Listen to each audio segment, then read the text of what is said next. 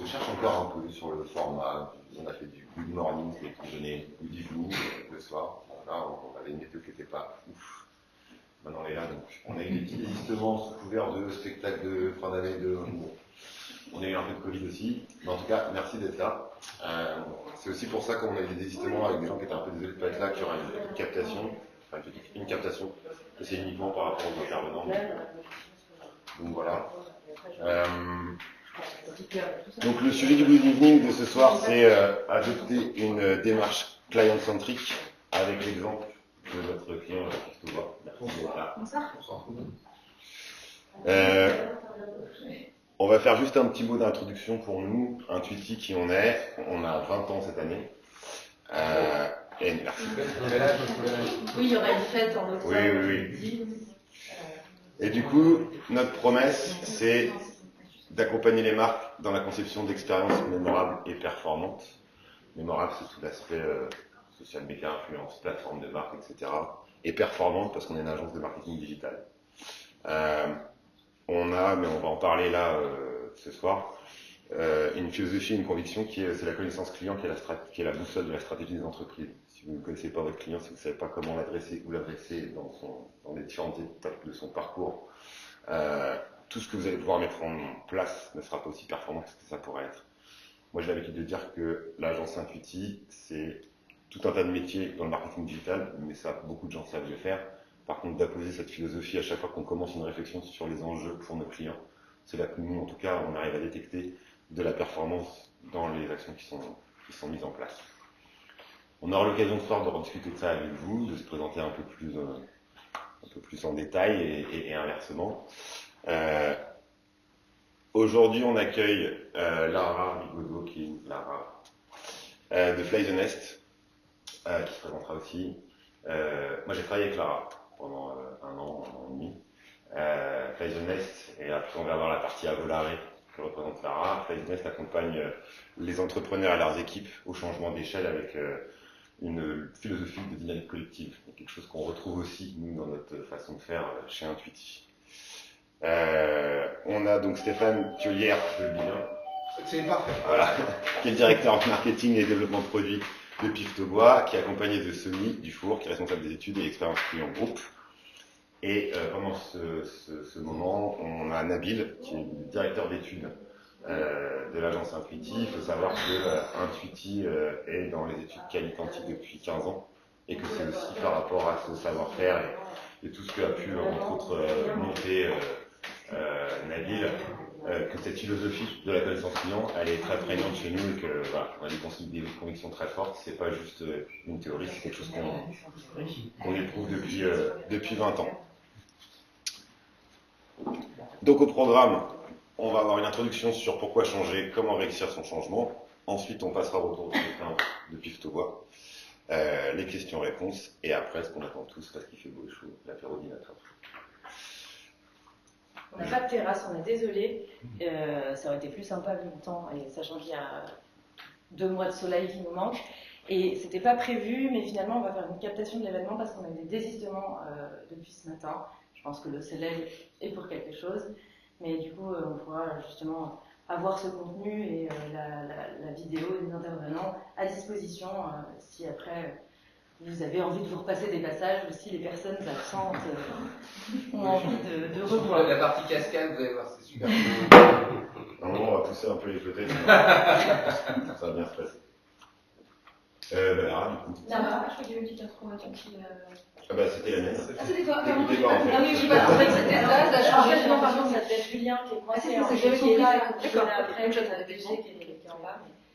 Et du coup, Bon, super, bienvenue, merci. Donc, moi, effectivement, je suis Lara, je bosse chez Fly the Nest.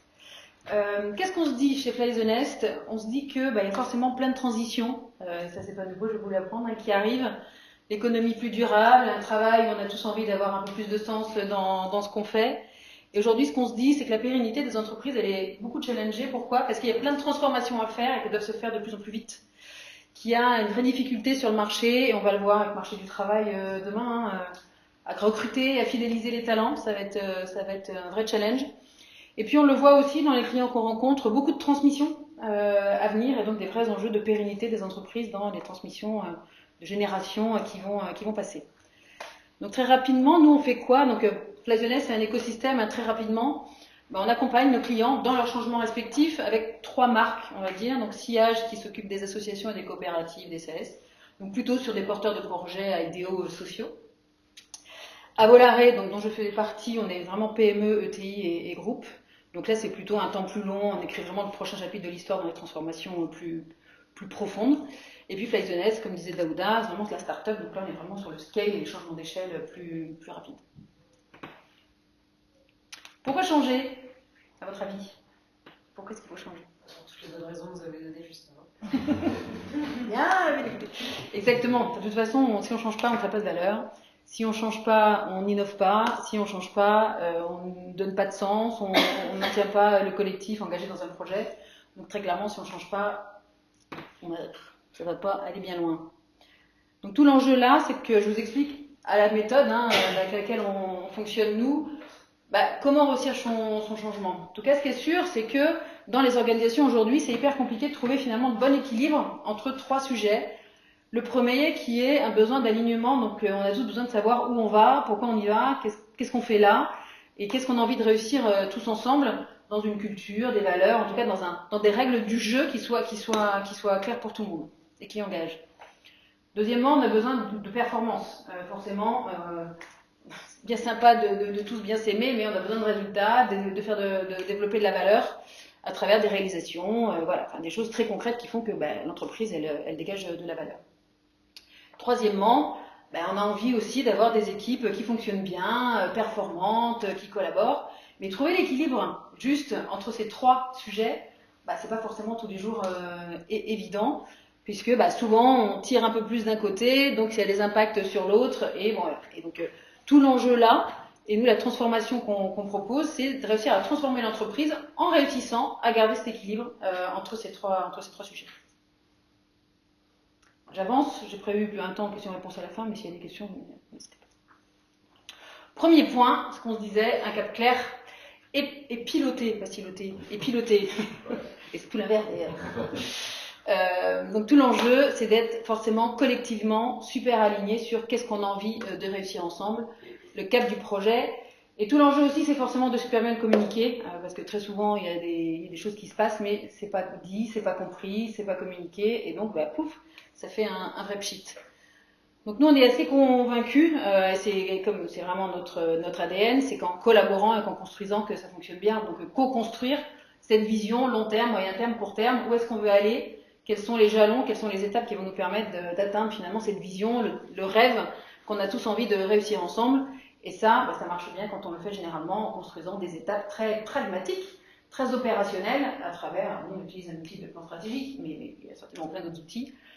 Et encore une fois, l'objectif là, c'est d'embarquer l'intégralité du collectif dans ce plan stratégique, parce que ça va vraiment lui permettre de savoir où on va, de comprendre comment on y va, et de individuellement, donc ça c'est vraiment notre conviction aussi, de pouvoir s'engager dans ce plan stratégique. Donc ça marche beaucoup mieux quand c'est vous qui levez la main et qui dites « Ah tiens, ce sujet-là, moi ça m'intéresse d'y participer », que quand c'est le big boss qui te dit « Tiens, au passage au café, tu feras ça pour demain ». Ça marche beaucoup moins bien, en termes de motivation et de sens. Incarner collectivement une culture forte, donc c'est ce qu'on se dit, une fois qu'on a défini tous ensemble qu'est-ce qu'on veut réussir tous ensemble, pour réussir un changement, il faut aussi définir les règles du jeu. Et les règles du jeu, nous on appelle ça la culture, donc c'est quand on est chez Flyzonest, quand on est chez Intuiti, chez Pivot Bois, c'est pas les mêmes règles du jeu, et c'est ok, on a tous des règles du jeu différentes. Par contre, c'est important quand on arrive dans une entreprise de savoir à quel sport on joue, quoi. On joue au foot ou on joue au hand. Et c'est important de le comprendre, de le construire quand elles n'existent pas, mais en tout cas pour l'entreprise de bien les communiquer pour soit attirer les talents qui nous ressemblent, soit du coup plutôt repousser finalement les gens qui ne sont pas forcément dans notre culture et qui concrètement, ça ne se passera pas souvent très, très bien. Engager le collectif dans l'exécution, forcément, une fois qu'on a défini ensemble qu'est-ce qu'on veut réussir ensemble, c'est bien beau de se le dire, maintenant il faut le faire. Donc c'est comment on pilote et comment on emmène tout le collectif dans la réalisation du plan stratégique. Donc encore une fois, ça se fait en collectif, ça se fait avec beaucoup de communication pour que tout le monde, toute l'entreprise puisse comprendre. Encore une fois, on s'est dit que dans un an on serait là, on s'est dit voilà toutes les étapes, les différents sujets sur lesquels on s'est dit qu'on allait avancer. Ok, bah, tous les 15 jours, tous les mois, on en est où? Tiens, en janvier, on s'est dit qu'on faisait ça, en février, on a fait ça, super, bravo, on a réussi, on a avancé, on est en retard, pourquoi? On manque de moyens, de quoi tu as besoin, voilà. Donc c'est vraiment un pilotage collectif et collaboratif de l'ambition qu'on a posée tous ensemble.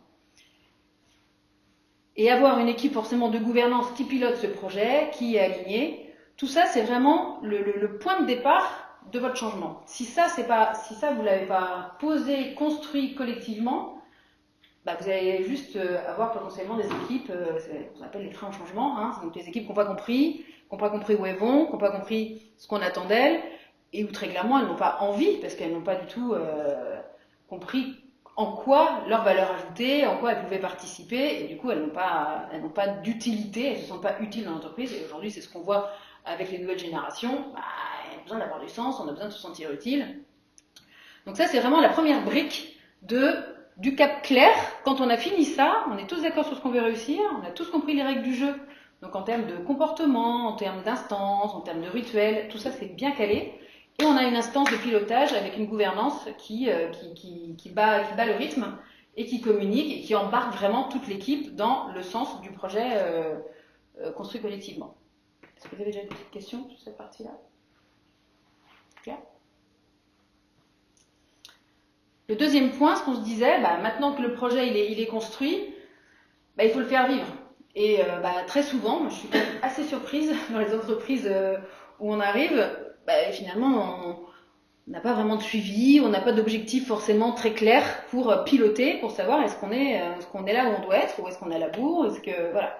Donc besoin quand même de se poser les bonnes questions, de se dire bah, qu'est-ce qui me fera dire avec quel KPIs et quel objectif j'arrive à piloter et à me dire bah, mon projet il est dans les bonnes rails et je suis bien sur la bonne route et tout va bien. Donc, et là moi je suis quand même assez souvent surprise, c'est souvent des KPIs très macro. Juste le chiffre d'affaires, ça suffit pas pour piloter une activité. On a besoin de descendre un peu plus. Et là, tout l'enjeu de ce plan stratégique, c'est qu'on va vraiment venir poser des curseurs qui vont vraiment aider à savoir si, encore une fois, on est dans vos rythmes et on avance bien dans le timing. Deuxièmement, challenger son organisation pour maximiser l'efficacité organisationnelle. Bah là, encore une fois, très souvent, on se rend compte que ce qu'on faisait, ça marche plus. Et c'est bien pour ça que parfois on arrive sur des petits paliers de verre, de plafond de verre. C'est que il faut oser challenger son organisation, challenger ses instances, challenger les contenus, challenger les équipes. Est-ce qu'il faut refaire des paliers organisationnels? Est-ce qu'il manque un niveau managérial? Voilà. Donc il y a un moment où il faut quand même se poser la question de se dire est-ce que mon organisation, elle est au service de mon projet? Oui ou non? Et du coup, si elle l'est pas, qu'est-ce qui freine? Être capable en tout cas de se mettre en mouvement et d'accepter, de s'adapter. Donc parfois, encore une fois, on peut toujours avoir peur de se dire quand on va changer l'organisation, ça va grincer. Non, parce que si les gens ils ont compris pourquoi on la change et au service de quoi cette organisation elle va être, forcément, peut-être que Bénédicte elle va pas être très contente quand on va lui dire qu'il faut qu'elle change ça ou ça, mais globalement l'organisation redevient un vrai levier au service du projet. Et encore une fois, la communication est vraiment au cœur de tous ces sujets-là. Et puis trouver son rythme dans l'animation des temps collectifs, c'est ce qu'on disait, donc c'est trouver des temps de respiration, mais aussi des vrais temps de pilotage, d'instance, où ce projet il vit au quotidien, dans les petites équipes, comme sur les gros comités de pilotage. Donc une organisation qui se met au diapason du projet, qui s'organise, très collaborative, parce qu'encore une fois, chacun a pu s'engager dans des projets, donc ça génère une transversalité assez forte dans l'entreprise. Et donc mécaniquement, ça génère de la performance et en toute transparence. Quand on met vraiment tout ça en route, franchement, ça marche, ça avance, c'est piloté, les équipes ont compris, on s'adapte à chaque fois à ce truc-là, tiens, ça marche pas, de quoi tu as besoin, j'ai besoin de plus de temps, j'ai besoin de moyens, voilà, et on adapte en continu, et ce qui fait que très clairement, le projet, il avance et le changement est en cours. Le dernier point, on est vraiment sur l'équipe engagée et épanouie, et c'est ce que je vous disais, le premier levier d'engagement et d'épanouissement, c'est d'expliquer, de donner du sens et de permettre aux personnes de pouvoir participer à l'aventure, mais de manière personnelle, dans le sens où c'est la personne qui propose finalement, mais qui met ses compétences au service du projet. s'appuyer sur des managers qui ont trouvé la juste posture. Là encore, très souvent, on voit qu'il y a souvent les gros freins souvent arrivent sur le niveau un peu managérial parce qu'on a du mal à trouver sa place, on a du mal à trouver sa posture. Donc aider les managers à prendre leur place, à prendre leur rôle. Le manager, il a un rôle stratégique autour de la communication, de faire passer les idées, de donner du sens. Bon, quand c'est déjà ce niveau je ne sais pas le mot ce soir, quand on passe les informations, mais quand là déjà ça bloque, mécaniquement votre projet il vit pas et votre changement il avance pas. Faire de la formation, du soutien, encore une fois, hyper important, faire monter en compétence vos équipes sur le changement. L'entreprise va bouger, l'entreprise va se transformer, donc mécaniquement il va falloir apporter du soutien, des compétences sur des choses qui n'existaient pas, mais dont on a besoin. Donc il faut savoir aussi apporter tout ça. Vraiment structurer les process internes, ça aussi on le voit beaucoup. C'est aussi là où ça bloque très souvent des process cœur de l'organisation, donc soit le process client, comment je onboard un client, comme le process de la chaîne de valeur avec mon client, mais aussi les process vraiment cœur RH, qui permettent vraiment aux équipes de se sentir bien dans l'organisation, parce que toute l'organisation, elle respire avec les valeurs au cœur. Donc ça veut dire que quand je fais un recrutement, quand j'onboard, quand je fais mes évaluations annuelles, quand je fais ma politique de rémunération, tout ça, ce sont des process RH, quand ils sont vraiment bien travaillés au cœur de la culture, ça vous permet vraiment de fidéliser vraiment très très fort vos talents, et donc mécaniquement, encore une fois, de les faire grandir et de faire grandir le projet. Et puis encore une fois, et nous c'est notre conviction, mettre l'humain au cœur de ce changement, être en proximité, parce que c'est quand même la valeur de l'entreprise, la valeur du changement, c'est quand même les gens qui la composent, et donc on est quand même assez persuadés que mettre du temps et de l'énergie pour engager et avoir une équipe épanouie, c'est le cœur du réacteur, parce que s'il n'y a pas ça, on peut faire tout le reste. On est un peu tout seul avec son petit plan stratégique, et si on n'a personne qui nous suit, c'est là où ça ne fonctionne pas. Donc encore une fois, tout l'enjeu, c'est vraiment de trouver le juste équilibre entre embarquer, donner du sens, créer de la performance au quotidien, engager l'équipe. Et vraiment, quand on arrive à vraiment bien faire tourner ce cycle avec les trois, votre projet, il roule.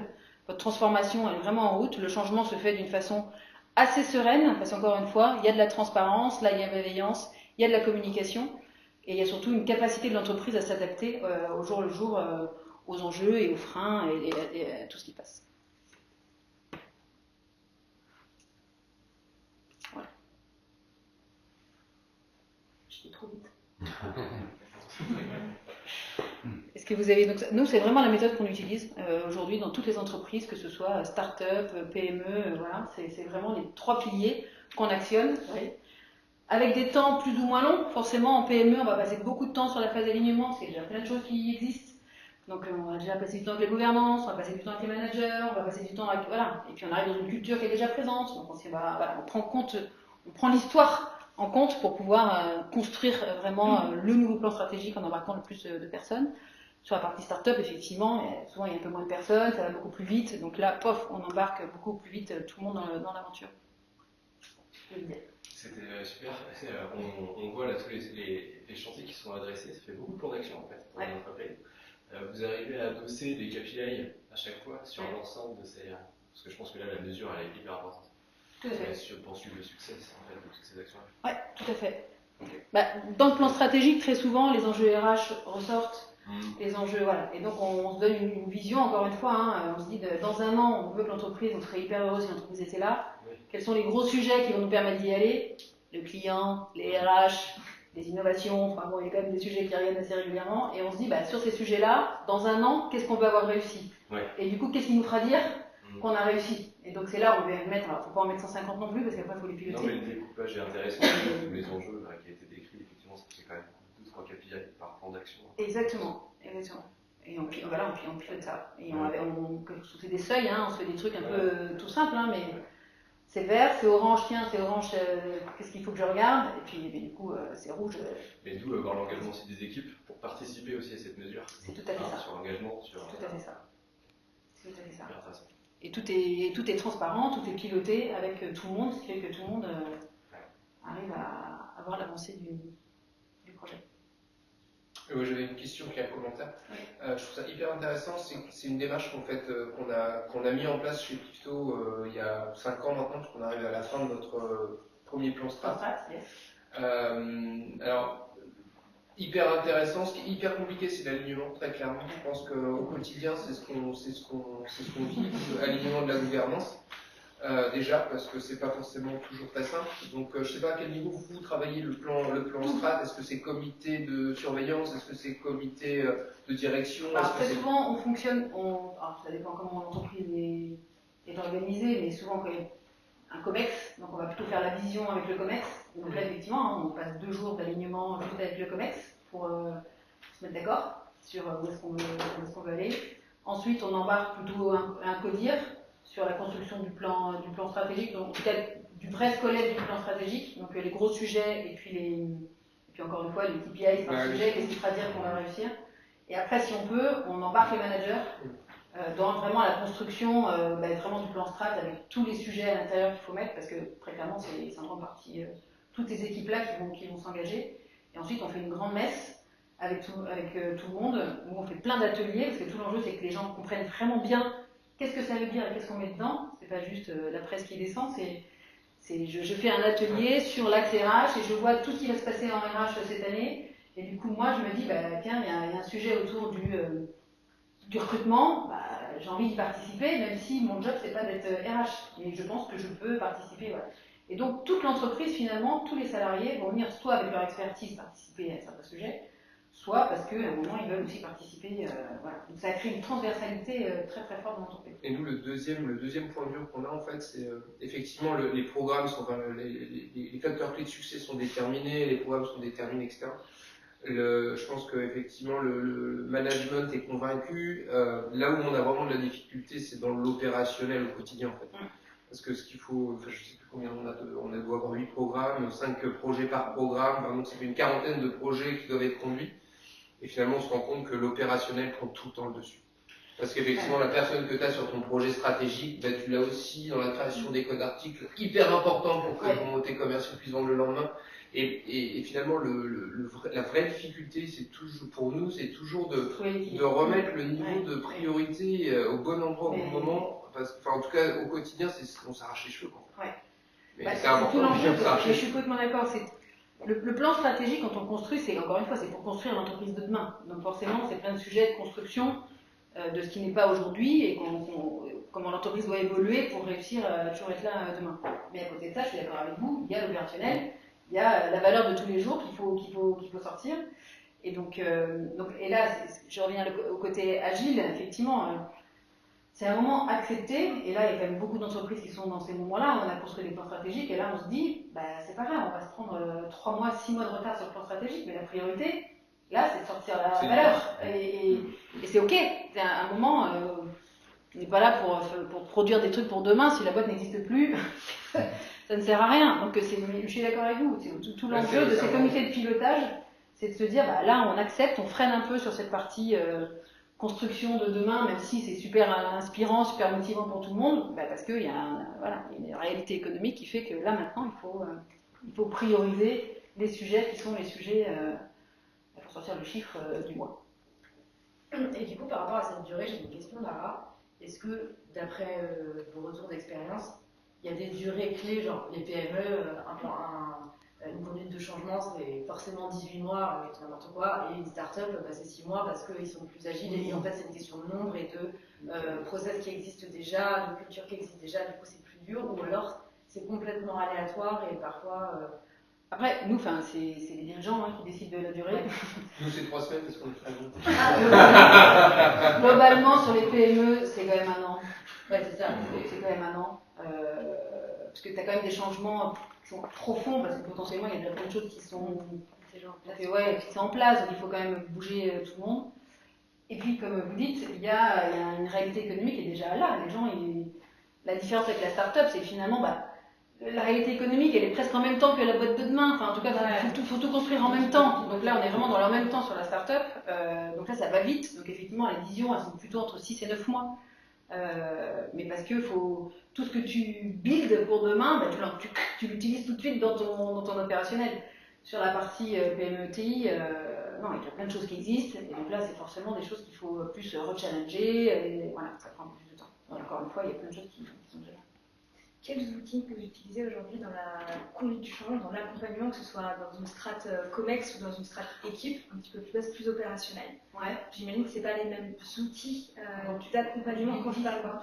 Outils, ça peut être tous ces outils de gestion de projet, outils de projet, etc. Quel type d'outils aujourd'hui on a pour allier alignement, performance et équipe, sachant qu'on n'a pas les mêmes niveaux dans une entreprise? Du coup, c'est un outil du coup, que tout le monde peut voir, que tout le monde a accès. Donc après, il y a plein d'outils, différents, donc on nous adapte vraiment du coup au système de l'entreprise. Hein. En tout cas, ce qui est sûr, c'est qu'il doit être accessible à tous, pour que tout le monde puisse voir l'avancée. Donc c'est une totale transparence. D'accord. Donc c'est le même outil qui sert au COMEX comme en bas, pour piloter toute l'avancée. En gros, on peut utiliser des outils comme, je dis bon, comme si j'étais encore Monday, Trello, etc. Oui, voilà, c'est des outils collaboratifs. On utilise beaucoup de management visuel. Mais parce que vous allez le voir tout à l'heure, on a une population d'opérateurs très lourde, très importante. Et du coup, c'est important pour eux de voir, ils n'ont pas forcément accès aux outils. En tout cas, c'est pas leur tropisme, il n'est pas vers le digital. Donc effectivement, on fait beaucoup de salles de pilotage et du top 5, donc 5 minutes le matin pour refaire les statuts projet, où est-ce qu'on en est, où est-ce que ça dérive. Et nous aussi, des fois ça nous arrive, on a des discussions avec certaines entreprises où on va proposer la fresque de la connaissance client, qui est aussi un outil collaboratif avec la ligne collective, etc. Et la question qu'on nous pose souvent, c'est comment ça redescend.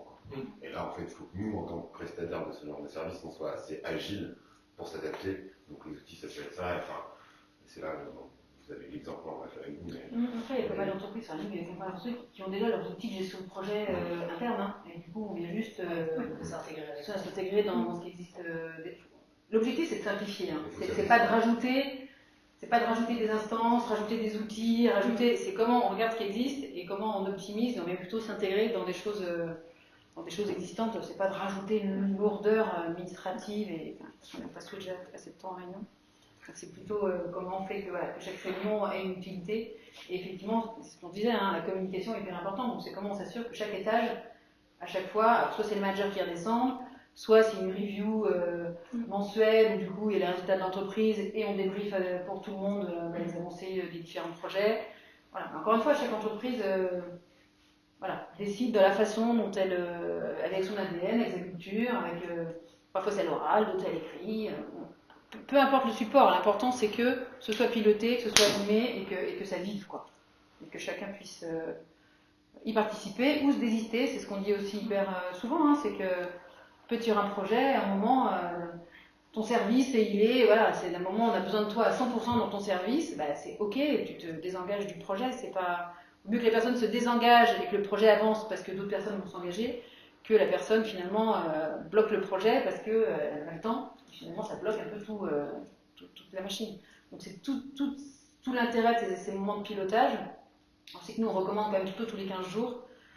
Ça dure une demi-heure et on bat le rythme et ça permet d'adapter tous les 15 jours. On en est où C'est quoi les objectifs souvent des boîtes que vous accompagnez en ce moment? C'est concrètement, il n'y a pas deux projets qui se ressemblent ou non. Quand même il y a des tendances non, franchement, chaque entreprise est vraiment sur des projets très différents. C'est des projets de développement d'entreprise. Ouais. On va pas être sur du projet marketing ou projet commercial. Du coup, on est vraiment plus sur un projet d'entreprise, une projection. Dans un an, on sera là. Dans 10 ans, on sera là. Et donc, c'est quand même un projet global. Et donc ça, chaque entreprise, chaque secteur d'activité est quand même très. Alors parfois, c'est des pivots stratégiques, parfois c'est de la diversification, parfois c'est un rachat, parfois c'est juste du développement géographique, parfois c'est un nouveau. Tout. Et franchement, tout. D'accord. Et dans le cadre de. C'est pas forcément un changement complètement d'entreprise, mais un changement d'une façon de faire l'activité par un changement d'outil, un changement de RP, un changement de plateforming d'un canal de vente, etc. C'est pareil. Soit on est au niveau global entreprise, soit on arrive sur une direction supply, finance, du changement d'outil, RH, et du coup on gère juste le projet du changement d'outil, typiquement RH. Donc qu'est-ce qui ferait que dans un an l'outil sera un succès, et hop, on descend un peu, qu'est-ce qu'il faut qu'on fasse pour que dans un an tous les collaborateurs utilisent ce nouvel outil de façon simple. Donc on se met à tous les niveaux, ça dépend vraiment des enjeux. Je rebondis là-dessus aussi, ça m'intéresse. Vous avez beaucoup parlé de changement global d'entreprise et d'accompagnement au changement. La thématique de ce soir, c'est plutôt comment on parle comment on passe du produit au client, si j'ai bien lu le sujet. Est-ce que sur cette thématique-là, qui nous intéresse ce soir, est-ce que c'est la même méthode qu'on adopte, ou est-ce qu'il y a des points précis à travailler qui ne sont pas évoqués là? C'est dans la partie, encore une fois, c'est vraiment dans la partie alignement de où est-ce qu'on est et où est-ce qu'on veut aller. Donc c'est là qui est hyper important, c'est vraiment de prendre ce temps de vraiment se mettre d'accord sur c'est quoi le changement, et puis ensuite on réfléchit tous à quelles sont toutes les étapes par lesquelles il va falloir qu'on passe. Donc soit c'est de l'outil, soit c'est un changement d'organisation parce que du coup l'entreprise doit se modifier parce qu'on n'a pas les bonnes compétences au bon endroit, soit voilà. Mais encore une fois, la méthode, encore une fois, le cap est transposable sur tous les sujets. Pour répondre nous en tant qu'outil, on répond à des enjeux, c'est des enjeux qui sont identifiés dans ce cadre-là avec une prise de vue plus macro, mais après il faut qu'on garde cette agilité, ok, il y a un enjeu, qu'est-ce qui se passe si on n'y répond pas? Nous on fait partie des outils qui gardent la même philosophie, mais pour répondre à cet enjeu qui va rentrer dans le reste du plan stratégique qui est posé.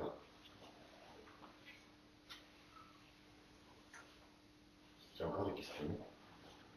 Si des questions vous viennent après, oui. C'est fastoche, c'est Lara. Ah non, c'est après j'enverrai la presse à tous et je mettrai les coordonnées de tous les intervenants comme ça. Très bien. En tout cas, n'hésitez pas à faire des questions, je serai prête. Merci. Alors, on enchaîne. Direct comme ça. Voilà, tour de chauffe pendant le slide de présentation, mais je vous laisse. Bonsoir à tous. Pour me représenter, donc Stéphane Thiolière, j'ai la chance d'être directeur marketing développement produit du groupe Piftobois et je suis accompagné de Sony. Bonsoir. Du coup, moi je suis responsable de toute la partie études et expérience client groupe. Je suis Piftobois aussi. Donc juste pour remettre un petit peu le contexte, on a quelques slides de contexte parce que vous allez voir que Piftobois partait d'assez loin en termes d'historique, en termes d'histoire. Il y a une petite genèse à vous montrer. Et puis aussi potentiellement par rapport au positionnement vis-à-vis de son client.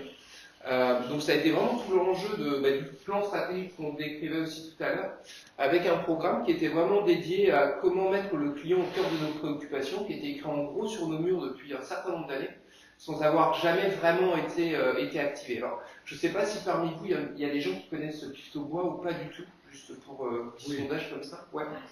Donc, juste pour vous donner quand même quelques clés de compréhension, on est vraiment sur une entreprise vendéenne qui est basée aux Essarts-le-Bocage, à côté des Herbiers, une entreprise qui a 80 ans et qui est toujours portée par la famille. Donc, c'est la 3e génération aujourd'hui qui conduit la gouvernance de cette entreprise. Et c'est une entreprise qui s'est construite avec un seul leitmotiv qui a été mettre l'innovation, utiliser le bois au maximum, valoriser vraiment toute sa démarche industrielle. Donc traditionnellement, on a une ADN d'industriel, on a une ADN produit, on a une ADN process. Et ça, c'est très très fortement ancré, donc pas tout de suite. Et du coup, avec un point important qui était de se dire, cet ADN-là, il est tellement ancré qu'il faut qu'on réussisse à aller un tout petit peu plus loin et qu'on réussisse effectivement à comprendre un petit peu plus et un petit peu mieux ce que, au-delà du produit, au-delà des machines, qui était vraiment le cœur de l'activité, on pouvait aller un petit peu plus loin dans la valorisation. Juste pour un autre point de vue, aujourd'hui Piftobois c'est trois sites de fabrication, au plus proche entre guillemets de ses clients, avec 2 sites les plus importants qui sont en France, l'un en Vendée, l'autre en Corrèze, et puis le 3e qui est sur la Pologne, qui nous permet de nourrir un petit peu tout le marché de l'Est. Donc c'est à peu près 1200 collaborateurs, avec des métiers assez différents, hein, mais on a une grosse partie de nos équipes qui sont vraiment axées sur la production, avec une démarche très approfondie de la valorisation du bois, puisque pour être rentable, entre guillemets, et pour apporter aussi un respect à la ressource qui est la forêt, qui est le bois, on a un souhait de valoriser 100% de chaque arbre qui rentre dans l'entreprise. Donc avec effectivement à la fois une culture hyper forte sur cet aspect-là. Donc et on le verra un petit peu tout à l'heure, ça se décline autour de beaucoup d'outils et de beaucoup de méthodes. Et en fait, pour ce faire, on a développé des gammes de produits qui sont la plus complète possible pour servir cet axe principal qui est la valorisation du bois. Donc aujourd'hui, chaque arbre qui rentre dans nos sites sont complètement scannés, donc avec un scanner rayon X, hein, comme si on faisait passer une radio à l'arbre, pour qu'on sache dès l'entrée de ce tronc d'arbre dans notre scierie, quels produits vont être issus de ce tronc, et quel client va pouvoir servir avec cet arbre-là, et sur quel marché finalement l'adéquation la plus forte va être faite. Encore une fois, pour tirer la plus grande valorisation possible. Et donc, du coup, ça nous a amené à décliner nos produits dans de multiples secteurs.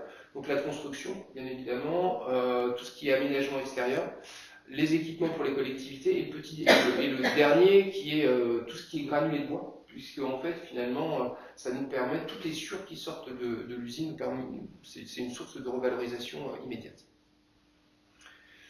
Tout ça pour vous dire qu'autour de toutes ces gammes de produits, c'est décliné un écosystème aussi de business units et de modes de distribution qui sont tout à fait spécifiques à nos différents produits.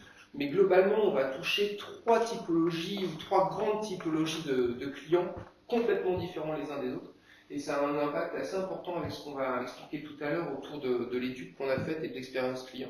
Donc on a la marque Piftobois qui porte, on va dire, tout ce qui est grand compte, hein, donc négoce généraliste, négoce spécialiste, tout ce qui va être grande surface de bricolage, coopérative agricole, les industriels et les constructeurs, mais qui n'ont pas forcément, qui sont on va dire, de taille intermédiaire ou nationaux, les équipements de collectivité, les travaux publics, une cible encore complètement différente.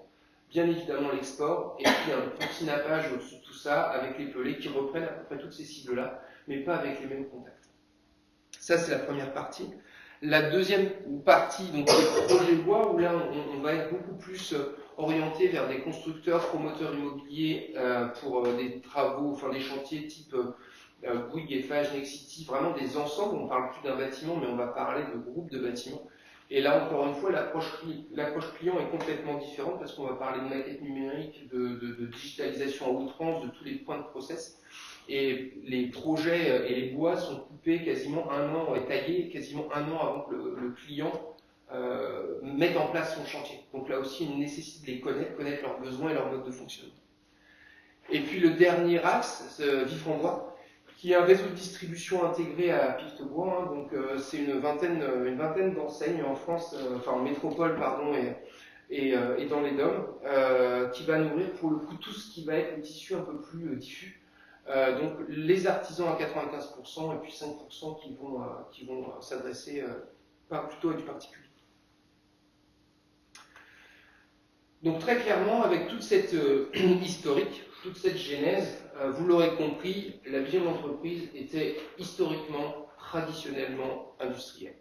Une ambition importante, hein, avec des volontés de développement fortes, et on le verra après, on est plutôt dans un mouvement aujourd'hui qui est plutôt favorable au bois. Donc, mais néanmoins, cette approche purement industrielle, purement produit, purement process, aujourd'hui, elle rentre complètement en collision avec des besoins de marché, des besoins de clients qui se font de plus en plus jour autour de la digitalisation. Bien évidemment, nos clients sont de plus en plus digitalisés et demandent à ce qu'on le soit, alors que l'outil n'était pas du tout fait pour ça. Tout ce qui est continuité numérique, j'en parlais tout à l'heure, hein, comment finalement, quand un acheteur d'un gros promoteur immobilier appuie sur un bouton, ben, j'ai tous les ordres de commande qui vont dans les usines et potentiellement même au niveau des acheteurs forêts pour détecter les bons arbres au bon moment. Tout ce qui va être recrutement, là aussi, on n'était pas forcément dans une culture du sens, parce que pour nous, le sens, il était quasiment là. On travaille avec un matériau très orienté sur la transition environnementale. Pour nous, le sens était induit. Bien sûr, c'était une évidence, mais tellement importante qu'on l'a jamais expliqué et qu'on avait du mal à retenir les gens. Mais voilà, donc il y a eu toute cette problématique-là à intégrer. Et puis la plus importante, en tout cas à notre sens, puisque c'est pour ça qu'on a été mandaté sur ce travail, c'était toute cette notion de client, de le faire passer vraiment d'une culture, mettons client au cœur de nos préoccupations, mais bon, regardons tout ce qui se passe en usine d'abord, et puis après on verra si on a encore un peu de temps de s'occuper du client. Ça a été de revoir un petit peu tout le process de façon complètement inverse, et vraiment de se dire, qui sont nos clients, qu'est-ce qu'ils attendent vraiment de nous, comment je fais en sorte de le valoriser du mieux que ce soit par rapport à son expérience avec nous et puis par rapport à ce que nous on lui fait vivre au quotidien. Et puis l'étude, ce projet il a commencé il y a à peu près 1 an et demi. On a commencé à vraiment intégrer ces réflexions-là dans le plan stratégique. Et patatras, le marché commençait à se déréguler un petit peu, à se dérégler. Et le marché de la construction, qui est quand même notre marché support le plus important, commence à rentrer dans un mouvement assez inattendu, même s'il pouvait être anticipé. En tout cas, on ne l'avait pas nécessairement anticipé avec un tel impact et une telle rapidité. Donc moins de volume, tout d'un coup, les usines commencent à tirer la sonnette d'alarme, parce qu'il faut savoir qu'une série ne peut pas s'arrêter. Globalement, on doit toujours être en flux tiré. Moins de résidentiels, donc c'est-à-dire que nos clients clés, fabricants de maisons individuelles, gros promoteurs immobiliers, tout d'un coup, eux-mêmes sont complètement perdus par rapport à ce que eux veulent et ce que leurs propres clients attendent. Donc tout l'écosystème commence à se mettre un petit peu dans un mode sauvegarde. Heureusement, néanmoins, à côté de ce marché de la construction qui commence un peu à se déréguler, on a le bois dans tout ça qui tire plutôt pas mal son épingle du jeu, avec un intérêt de plus en plus important sur ce matériau-là. La décarbonation qui est de plus en plus au cœur, bien évidemment, des réflexions. Donc voilà, on commence néanmoins à se dire, là il y a un truc qui se passe, le marché du bâtiment est en train de souffrir, c'est une évidence et ça va peut-être continuer un petit peu. En revanche, avec le bois, on est sur un matériau qui peut potentiellement s'en sortir si, encore une fois, on adresse de la meilleure des façons le marché. Et du coup, juste pour bien comprendre, c'est quoi le non résidentiel? Tout ce qui est bureau. De tous les bâtiments dans lesquels on ne peut pas... voilà, exactement. Donc effectivement, c'est tout ce qui va être établissement public, les écoles, les hôpitaux, etc. Sur lequel il y avait encore un petit volant d'affaires l'année dernière, plutôt orienté biosourcé en plus, donc ça nous allait bien. Mais bon là, je vous rassure, ça c'est bien balancé. Vous n'avez pas du tout senti ce que vous évoquiez avant comme changement un peu de paradigme marché. Vous n'avez pas du tout senti d'incidence par rapport aux matériaux, au bois en lui-même, un changement de... Il y en a, alors ça a été assez, alors oui et non, dans le sens où on a commencé à sentir on sortait de 2 années de Covid, où si on se remémore, les matériaux étaient hyper spéculatifs, les volumes étaient extraordinairement importants. Donc en fait, cet effet du marché où il commençait à y avoir un peu d'attrition de besoins, de demandes, et on commençait à sentir les choses peut-être devenir un peu plus instables, finalement ont été énormément masqués par cet effet volume qu'on a eu juste avant. Et ce qu'il faut savoir, c'est que on avait aussi des gros appels d'air au niveau de la... Il faut savoir qu'en France, il y a à peu près 2 millions de mètres cubes de bois qui viennent de l'étranger. Donc en fait, ce qui s'est passé, c'est que pendant les années Covid, ces 2 millions de mètres cubes ont été orientés vers d'autres marchés, parce que la Chine était très demandeuse, les États-Unis étaient très demandeuses, donc il y a eu beaucoup de volumes de bois de concurrents qui ont été poussés vers l'export. Donc nous, les scieries françaises ont eu aussi un terrain de jeu, on va dire, un peu plus grand. Mais quand le marché a commencé à ralentir, qu'est-ce qu'on a vu, c'est qu'il y a eu un espèce de dumping des pays frontaliers qui n'avaient plus leur marché en Chine, qui n'avaient plus leur marché aux États-Unis, qui sont venus avec des prix assez cassés, assez bas, venir mettre leurs produits, leurs bois sur le territoire français. Donc en fait, on a eu un espèce d'effet domino qui s'est un petit peu enchaîné et qui fait voilà, tout le monde s'est senti un petit peu malmené.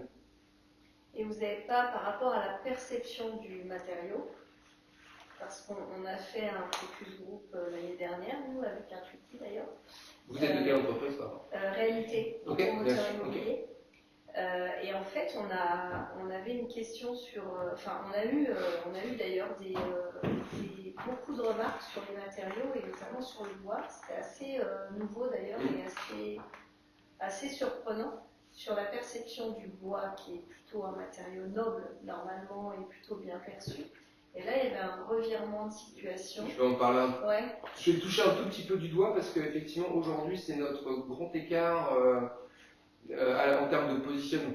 On le verra, hein, c'est vraiment quelque chose qui nous anime au quotidien entre cette compréhension collective que on est amené à construire en bois pour des problématiques évidentes de séquestration de carbone et de décarbonation. Et le paradigme complètement opposé qui est de se dire que l'opinion publique, ou en tout cas une certaine tranche de l'opinion publique, ne souhaite pas voir d'arbres coupés. Et on a beau leur expliquer, et c'est pour ça que quand je parle du bois, de la forêt, de la ressource qu'on utilise, il y a toujours ce mot de respect à la ressource qui est évoqué, c'est parce qu'effectivement on ne coupe pas un arbre, enfin en tout cas chez nous, et c'est vraiment notre philosophie, hein, d'autres ont des philosophies de marché complètement différentes, mais nous c'est pour ça que la philosophie a toujours été quand on coupe un arbre, on sait sa valeur et on l'utilise à 100%. On ne coupe pas simplement la partie qui nous intéresse et on jette le reste. Parce que alors, justement, il y avait la crainte de l'entretien aussi, donc, qui arrivait et qui n'était jamais arrivée jusqu'à présent, quelque chose qu'on n'a jamais constaté. Et justement, ces façades bois qui sont utilisées pour toutes les raisons que vous évoquez, hein, la décarbonation et il y avait de la part notamment des syndics des gros freins sur la nécessité. On est sur un matériau vivant et potentiellement, alors il y a en grand 3, dans le détail produit, il y a peut-être un autre moment, il y a des moyens de ralentir les fréquences d'entretien, mais c'est vrai qu'en tout cas, c'est vrai que c'est un sujet. Mais c'est la valeur perçue, du client, du client final qui est en train de muter, et c'est pour ça que c'est intéressant de savoir si vous l'aviez vous-même constaté. Oui, c'est... Et moi, je rebondis sur la valeur. Est-ce que du coup, vous avez travaillé sur d'autres perspectives, en fait de la prospective, en vous disant le marché de la construction, il ralentit, voire il diminue fortement. Finalement, vous dites vous-même, que ce soit résidentiel ou tertiaire. Je le toucherai un tout petit peu tout à l'heure. Est-ce qu'on ne doit pas aller chercher d'autres marchés, d'autres potentiels, en fait, aller plus loin dans la transformation? c'est déjà un petit peu ce qui avait été dans la construction de l'entreprise, ça a été tout de suite de se dire il faut absolument qu'on démultiplie les possibles marchés. C'est pour ça qu'on est dans la construction, on est dans l'aménagement extérieur, on est dans l'énergie, on est dans le TP, parce que tous, normalement, sauf à des époques un peu spécifiques, mais normalement tous ne tombent pas entre guillemets dans la même mode de fonctionnement. Donc, certains vont être très hauts, d'autres beaucoup plus bas, et ça nous permet toujours d'équilibrer un peu les business. Donc typiquement, là, on a le neuf qui a toussé, donc tout de suite la rénovation forcément s'est mis en place. Donc on a pu, nous, avec le réseau de distribution qui renvoie, aller chercher des marchés secondaires, ou en tout cas plutôt de la réhabilitation, de la surélévation, de la rénovation. Enfin, donc on essaye, mais c'est effectivement un vrai sujet pour nous. Donc juste, pour finir là-dessus, non, c'était juste pour dire, du coup, pour revenir sur je finissais la phrase d'avant en disant le bois était le matériau d'avenir, donc le bois était à un moment donné le focus de beaucoup de gens. Et clairement, la réalité de marché, c'était quoi? C'est de se dire, écoutez, le bois, si on regarde tous les matériaux de construction, aujourd'hui, s'il faut investir sur le bois. Donc on a tous été à un moment donné, de près ou de loin, quand je dis tous industriels, à regarder la même ressource qui était les forêts, et souvent la forêt française quand on a la chance de pouvoir avoir ce vivier. On regardait tous les mêmes marchés, parce qu'on a tous regardé la promotion immobilière, on a tous essayé de développer des choses, les mêmes partenaires technologiques ou les mêmes clients, on avait tous le même focus, et puis on cherchait aussi tous les mêmes collaborateurs. On avait tous cette volonté de trouver l'ingénieur ingénieur bois capable de parler, client capable de parler. Voilà, on était vraiment tous sur cette recherche un peu d'un point commun, quoi. Donc notre conviction, ça a été, ça fait un peu écho à ce que vous disiez tout à l'heure, Lara. Nous, notre première conviction, ça a été de se dire, si on doit travailler quelque chose, d'abord il faut que nos équipes soient experts de leur métier, soient hyper formés, connaissent nos clients, les comprennent, et soient capables finalement, quelle que soit leur fonction dans l'entreprise, de comprendre à quel moment ils servent la cause, quoi. Et le deuxième axe, du coup, ça a été de se dire, si on a l'équipe, forcément l'expérience client va s'en ressentir. Donc on a forcément travaillé un peu, et puis du coup, si on a les équipes qui sont motivées, engagées, et qu'on a l'expérience client, les résultats devraient résulter d'eux-mêmes. Je touche du bois pour que, c'est le cas de le dire, pour que là maintenant c'est maintenant, mais en tout cas voilà, en tout cas ça a été la conviction vraiment qu'on a essayé de pousser au sein de l'entreprise. Et pour ce faire, en fait, alors nous on a le plan stratégique, on l'a dessiné pour que tout le monde essaye de s'imprégner de ça. Alors je ne vais pas détailler tout, mais le premier point c'était de se dire tout part chez nous de la forêt, tout part de la ressource. On ne peut pas fabriquer des produits si on n'a pas les bois issus de la forêt qui peuvent correspondre. Et ça, il faut que à la fois nos collaborateurs le comprennent, mais que certains de nos clients le comprennent aussi. Et avec cette notion un peu provocante, et je rejoins ce que vous disiez tout à l'heure, cette notion de volontaire, faut qu'on soit capable d'expliquer pourquoi il faut qu'on produise plus pour impacter moins. Et produire plus, ça veut dire mieux concevoir nos produits pour être dans une certaine forme de frugalité au niveau de l'usage du bois. Savoir innover pour que les bons produits soient utilisés au bon endroit. L'idée pour nous, c'est pas de remplacer d'autres matériaux, c'est de placer du bois dans la construction autant que faire se peut pour améliorer l'ensemble du bâtiment et l'ensemble du parc. Alors, et puis du coup, on a balisé ce que vous voyez dans les bulles, c'est les différents sous-projets qui ont été portés par les équipes. Et notamment, on l'évoquait tout à l'heure, certains axes de réflexion autour d'une valorisation qui pourrait être différente de celle qu'on connaît aujourd'hui. Aujourd'hui, dans votre stratégie, parce qu'effectivement, on voit impacter moins, le côté régénératif. En fait, dans le impacter moins, en fait, c'est produire plus pour impacter moins. On aurait pu aussi produire mieux pour impacter moins. C'est produire plus de bâtiments en bois pour impacter moins l'environnement, et c'était aussi produire mieux pour impacter moins les forêts, pour choisir une voie plus raisonnée de culture. Vous n'avez pas de forêt à vous. Non, on est dans cette partie-là. Non, on peut. Par contre, ce qu'on peut, c'est que il faut savoir que la forêt française, c'est 75% de forêts qui appartiennent à des particuliers. Et chaque particulier au maximum 1 hectare, 1 hectare et demi. C'est-à-dire ce sont des surfaces qui ne sont absolument pas exploitables. Donc l'idée pour nous, c'est de faire aussi de la culturation de ces personnes-là. Il faut savoir qu'une forêt qui n'est pas exploitée est une forêt qui meurt et une forêt qui dégage le carbone. Donc l'idée pour nous, c'est aussi d'acculturer ces gens, voire les accompagner pour qu'ils se regroupent ensemble, pour qu'à un moment donné, tous ensemble, ils puissent faire un collectif où la parcelle devient intéressante pour eux et pour tout le monde à être exploitée. Et après, on les accompagne aussi dans la régénération, en les accompagnant dans des plans de replantation, etc. On essaye d'aller au bout de l'histoire parce qu'on sait que là, on est en train aujourd'hui d'utiliser des bois qui ont été plantés après-guerre. C'est parce qu'en fait, ce qu'il faut, c'est vrai que c'est une notion que j'ai pas du tout abordée ici. On a cette notion des temps longs. On est sur du temps long sur la ressource. En fait, on subit entre guillemets aujourd'hui ce qui a été décidé comme essence ou comme type de plantation il y a 50 ans. Et on est dans le temps court parce qu'on a un client à la bout de la chaîne à qui je vais être obligé de répondre demain ou après-demain sur une essence. Voilà. Donc c'est vraiment une échelle assez élastique sur laquelle on travaille. Et l'accompagnement des propriétaires, vous le faites vous seul ou vous le faites avec un finaliste? Nous on a des équipes expertes qui sont capables de les accompagner, mais après il y a des associations d'exploitants forestiers, et puis de propriétaires forestiers. Dans chacune des régions de France, il y a des collectifs dédiés à ça. Nous, on fait juste l'intermédiation pour s'assurer, en tout cas, qu'ils aient conscience que une fois qu'ils coupent leurs arbres, parce que généralement, ce qui se passe, c'est que les gens coupent, parce qu'il y a un bénéfice immédiat, ils vont gagner 10, 12, 20 000 euros.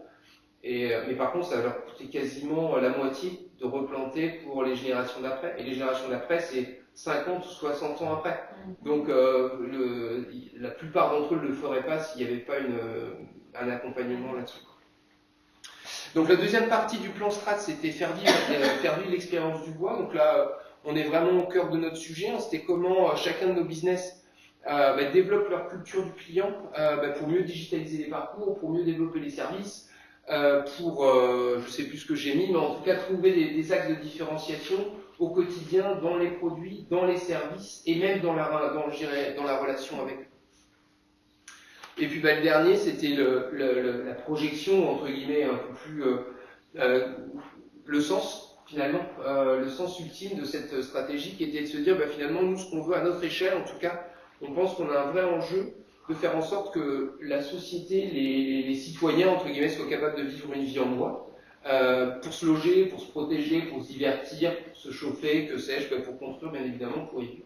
Voilà, donc là, c'est plutôt, on est vraiment sur cette volonté de se dire, on est né par la forêt, et finalement, ce qu'on veut, c'est s'assurer que, au bout du chemin, la forêt soit toujours là, et qu'en plus, on mesure un bien-être qui nous permet ensuite d'alimenter le cycle. Donc voilà, donc c'est une fresque finalement qu'on a développée pour que chacun puisse la percevoir et se rendre compte à son niveau, s'il est dans l'usine, s'il est dans la forêt, s'il est dans un bureau, où est-ce qu'il se situe tout ça. Voilà. En tout cas, ça a été un des outils visuels qu'on a essayé d'implémenter. Et puis voilà, pour documenter tout ça, on a eu besoin de faire une étude autour de l'expérience client. Donc effectivement, merci Stéphane. Donc, comme on l'a dit tout à l'heure, donc on a vraiment mis le client au cœur de nos préoccupations. Comme vous l'avez dit tout à l'heure, nous c'était pas qu'un projet marketing ou commerce, c'était vraiment un projet groupe. Et on a voulu être accompagné forcément par des experts qui pouvaient les meilleurs. On avait dit qu'on disait les meilleurs. On avait dit. Et c'est vrai que c'était important en fait d'accompagner le changement et vraiment de définir ce nouveau process de connaissance client, de collaborateurs qui étaient déjà là en fait, dans une entreprise familiale pour in fine vraiment mettre les bons outils et indicateurs de clés de succès au bon endroit de façon à piloter de façon consciente et collective l'évolution de l'entreprise et au-delà de l'entreprise plutôt, c'est vraiment du groupe et du coup de mettre cette démarche expérience client au cœur de tout ça. Donc du coup, grâce à Intuiti, grâce aux équipes, que ce soit internes ou aussi à nos clients, on a mis en place, on va dire, 3 grandes phases qui sont vraiment les phases je pense qu'ils sont, on va dire, typiques d'un accompagnement de stratégie d'expérience client. Donc ça a commencé au mois de septembre et vous voyez, on a terminé au mois de mars. Donc on peut se dire que c'est assez long, mais comme on vous l'a expliqué, on a des typologies qui sont pléthores, qui sont vraiment uniques, qui ne consomment pas de la même façon, qui ne parlent pas le même langage non plus, et qui n'ont pas les mêmes types de problématiques et de projets in fine. Donc c'est vrai que le point de départ de tout ça, c'était vraiment d'utiliser ce qu'on a tous dans nos entreprises, c'est la data. Et c'est faire un audit et d'analyser aujourd'hui, qu'est-ce qu'on a. Aujourd'hui, on sait, nos clients, où ils se trouvent dans notre entreprise, mais qui sont-ils vraiment?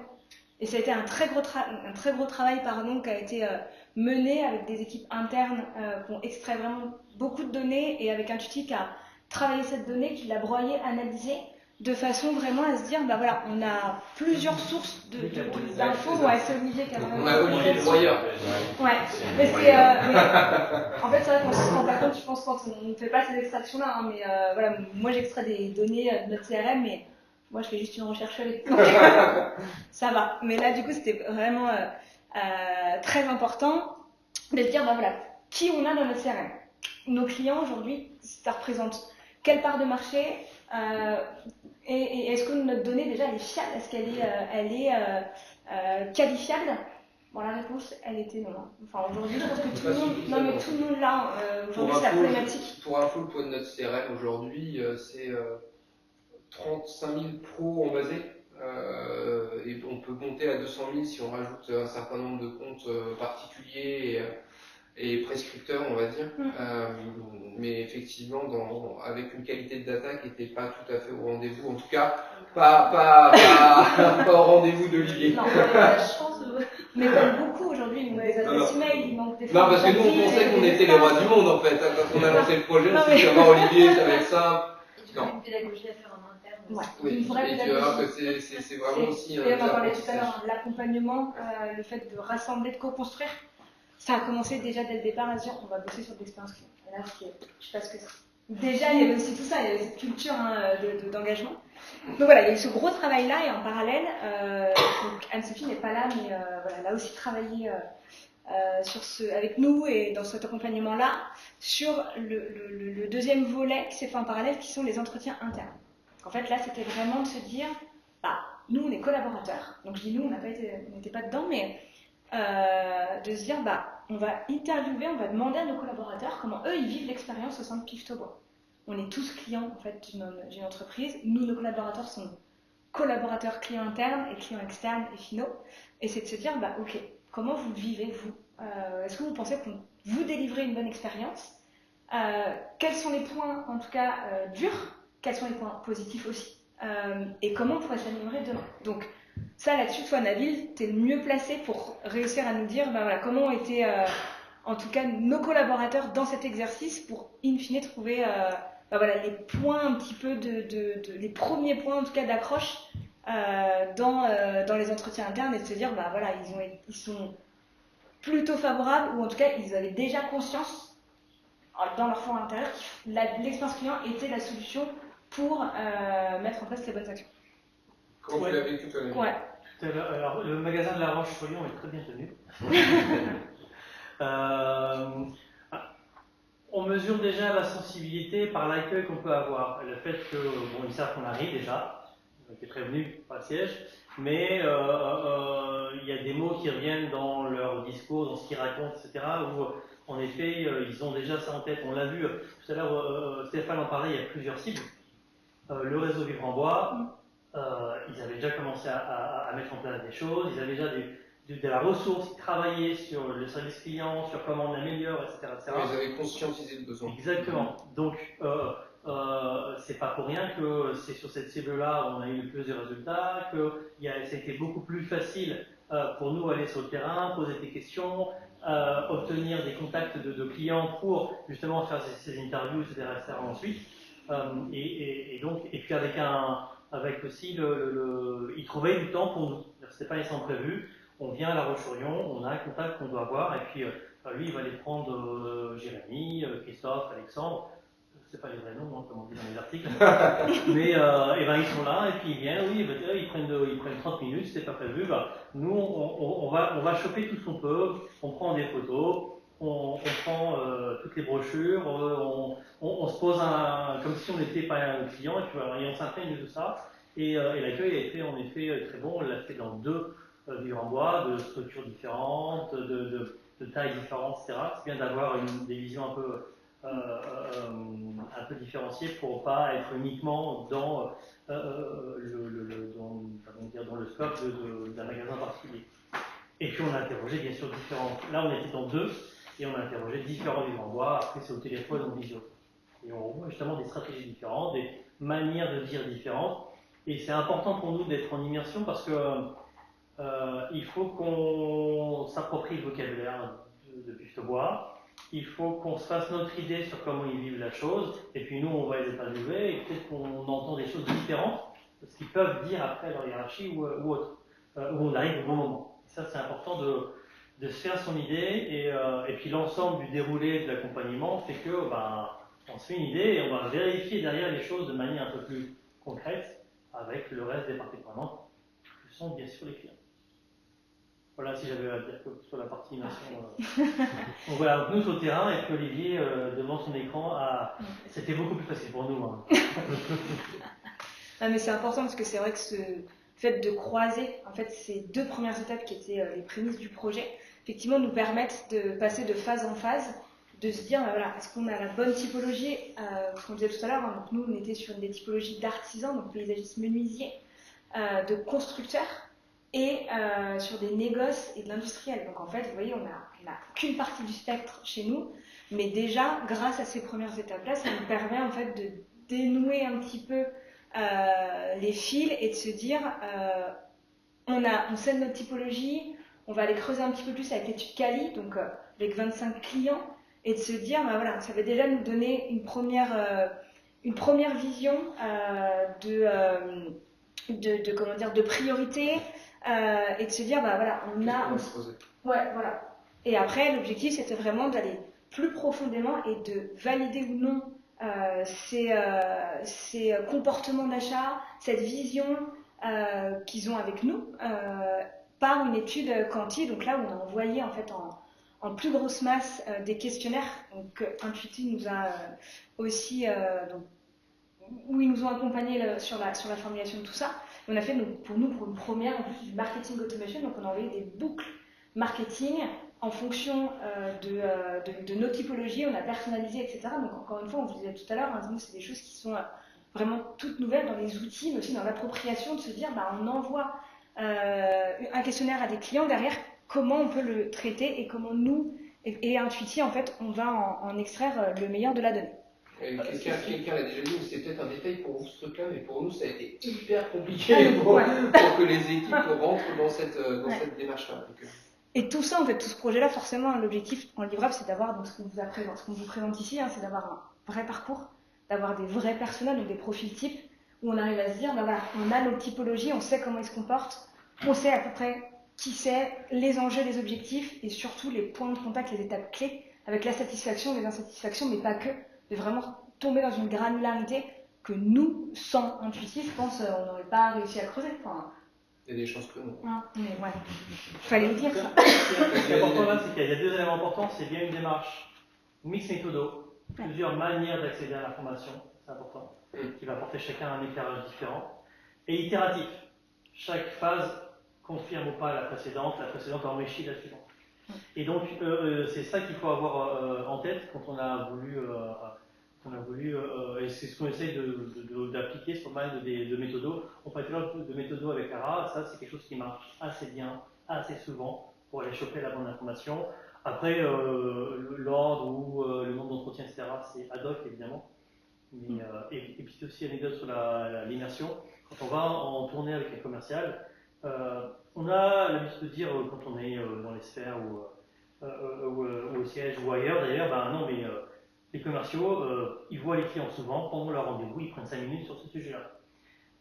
J'étais avec des commerciaux et je sais pas comment on appelle ça, c'est le manège ou c'est le grand 8, mais en effet je comprends bien comment la difficulté à poser, à prendre ce petit temps-là, quand dans le bureau il y a le responsable d'achat du négoce, et puis sa collègue, et le téléphone qui sonne tout le temps, et puis des appros qui passent, et puis machin qui n'est pas venu depuis 6 mois, c'est le Gérard, etc. Toujours un Gérard. Et je me dis, mais à un moment donné, je me dis, le commercial, il aura déjà du bol de sortir avec un bon de commande signé. Tellement. L'objectif premier. Oui, voilà. Et donc nous, on est là. Une question, s'il vous plaît. Donc on laisse faire son... Donc là, on s'adapte aussi beaucoup pour dans le process, dans la manière de faire pour choper l'information. Donc il y a beaucoup d'ad hoc après dans ce qu'on met, mais c'est très intuitif et on comprend après les difficultés. Et pour l'accompagner, c'est mieux de comprendre comment ça se passe sur le terrain plutôt que d'éditer sur voilà, le slide, c'est ça la méthode, faut faire ça.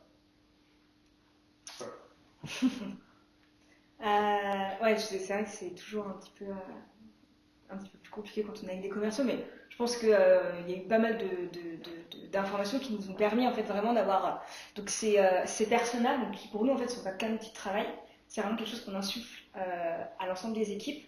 L'objectif c'est que ce soit vraiment une feuille de route annuelle. Donc vous les avez là, en fait c'est une lecture à double entrée entre les étapes clés du parcours, donc entre la connaissance de la marque, donc la vivre en bois, jusqu'à du coup aux actions de fidélisation.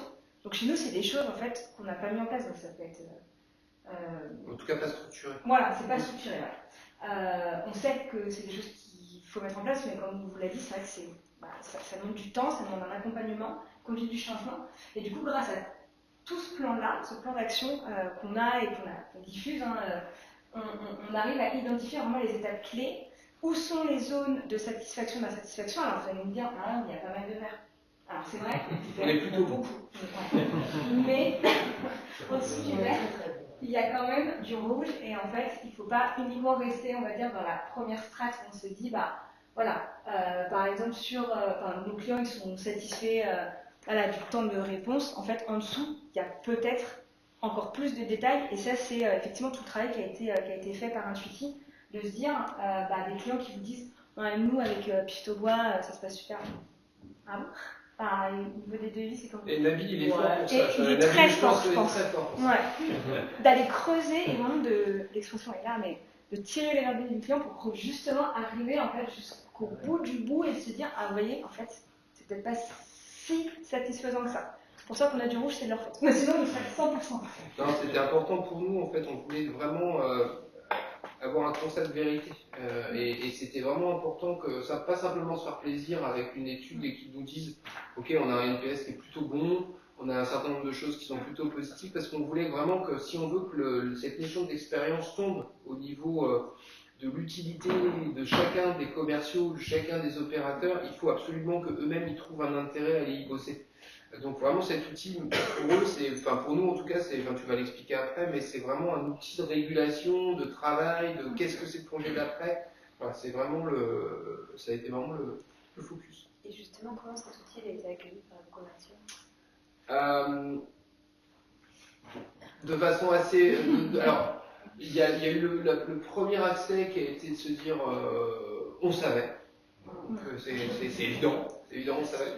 Et après, je dois avouer que sur certains commerciaux, ça a été, on y voit, il n'y a pas d'intérêt pour nous, on sait tout ça. D'ailleurs, on le verra tout à l'heure, et ça fait partie des learnings un peu qu'on a eu, c'est que il y a vraiment une vigilance, même j'aurais tendance à dire dans la phase préparatoire du projet, sur lequel nous, on a, sur certains aspects, un peu failli. Parce qu'on n'a pas été suffisamment peut-être pédagogue ou dans l'accompagnement ou dans le fait de lever des freins. Parce qu'en fait, on s'est rendu compte que, comme tu le disais, nos vivres en bois, là, nos magasins, ils ont déjà une culture client hyper forte parce qu'ils les côtoient au quotidien. C'est eux qui prennent les réclamations de façon immédiate et ils sentent quand ça se passe bien, ils sentent quand ça se passe. Et donc pour eux, c'était ça qui était génial. Parce qu'enfin, ils mettaient un indicateur, une mesure du tangible sur quelque chose que eux vivent au quotidien sans avoir vraiment la facilité de nous l'exprimer. Alors que là, voilà, ils sont plutôt retrouvés là-dedans. Il y a eu certains points sur lesquels, honnêtement, ils auraient bien aimé d'autres résultats. Et ça, c'était un peu l'interview miroir qui nous a permis de le déceler. Mais globalement, c'était plutôt positif. Parce que ça leur a vraiment se dire, ouais, ils se sont reconnus là-dedans, en fait. Et puis d'autres, pas du tout, mais je pense que c'est même le principe même qu'on puisse à un moment donné questionner les clients qui a été compliqué pour certains. Même avant ça, je pense que c'est la culture ou le niveau d'acculturation de l'entreprise sur le client. Et effectivement, quand le client il est déjà au centre du quotidien, c'est amener la structure et finalement c'est assez facile. Et le plus compliqué pour le vivre, le plus compliqué, c'est vraiment de faire comprendre, mais même dans les hautes sphères, pourquoi c'est important d'aller chercher ça. Ouais, c'est ça. Et ça, je pense que dans les différentes approches, ou même de transfo, c'est souvent un moment qui est pas suffisamment travaillé pour aller travailler justement le haut de la pyramide pour que ça puisse redescendre et se faire comprendre, vous les marketeurs, allez amusez-vous avec vos clients, mais nous les clients on les connaît et on a autre chose à faire que ça. Il y a un peu ça, ça va coûter de l'argent. Et d'autant plus effectivement dans une structure profondément industrielle sur laquelle finalement c'est... Alors depuis toujours l'outil qui pilote le business en fait. Exactement. Et on le verra tout à l'heure, mais je pense que quand j'ai fait rentrer Sony dans l'équipe, tout le monde l'a regardé avec l'expérience client. Et qu'est-ce que tu vas faire? On n'en a pas besoin, de toute façon on gagne de l'argent. Non mais c'est exactement ça. Et en fait je pense que c'est même pas avec une culture très terrain et très orale. Là vous êtes et puis effectivement après c'est vous le verrez tout à l'heure, mais c'est les challenges. Ouais, c'est les challenges et les enjeux, mais c'est vrai que c'était important. Donc en fait, on reviendra tout à l'heure là-dessus, mais nous on a identifié effectivement, on parlait tout à l'heure d'indicateurs clés de succès. Nous on en a répertorié donc 3 qui sont pour nous ceux qu'il faut qu'on analyse vraiment, mais vous les connaissez, c'est le taux de satisfaction, le NPS, donc le churn, donc le taux d'attrition, donc la perte client. Ça c'est pour la traduction interne chez nous parce que le churn. Et c'est vrai que ça nous permet vraiment de se dire est-ce que les actions qu'on met en place avec nos équipes sont des réussites ou est-ce qu'il faut en fait faire un mode sprint et revoir un petit peu tout ça. Donc nous, on a identifié les chantiers, vous les verrez hein, quand on fera une lecture un peu plus précise du persona, mais nous, notre premier chantier, c'est notre taux d'attrition. Aujourd'hui, on perd des clients de façon naturelle, hein, parce qu'il y a des fermetures de boîtes, etc., des départs en retraite. Il y en a d'autres, on ne sait pas pourquoi on les perd. Et aujourd'hui, les raisons de ce taux d'attrition, ça peut être effectivement parce que on n'a pas aujourd'hui une structure de service après-vente. On a peut-être, on en parlait tout à l'heure, la qualité des bois, le prix, etc., par rapport au marché actuel. L'accueil en magasin, aujourd'hui, on le sait, c'est hyper important et on sait qu'on peut en fait s'améliorer sur le temps d'attente. Et la livraison et l'enlèvement, c'est des sujets aussi qui sont traités. Donc vous voyez, en fait, c'est pas qu'un sujet marketing, c'est qu'on a pris l'entièreté de la chaîne et tous les services supports, jusqu'au magasin, jusqu'au client final, sont impactés et doivent en fait vraiment impacter ce changement-là. Donc il y a des projets qui sont en cours. Et il y en a d'autres, c'est des coups de clé. Ouais, non, je voulais juste te dire, notre souhait, c'était effectivement de pas occulter des sujets sur lesquels aujourd'hui on a la sensation et plutôt des retours qui nous disent qu'on est plutôt bien placé, en tout cas qu'on est plutôt mieux disant que d'autres. L'idée, ça a été vraiment de se dire, ce taux d'attrition, quel qu'il soit, naturel ou provoqué, il faut qu'on réussisse à le comprendre et il faut qu'on réussisse à, s'il faut, à se faire mal, entre guillemets, sur certains sujets. Et voilà, les deux premiers, très clairement, c'est re-questionner des processus, c'est re-questionner des contrôles, c'est re-questionner plein de choses.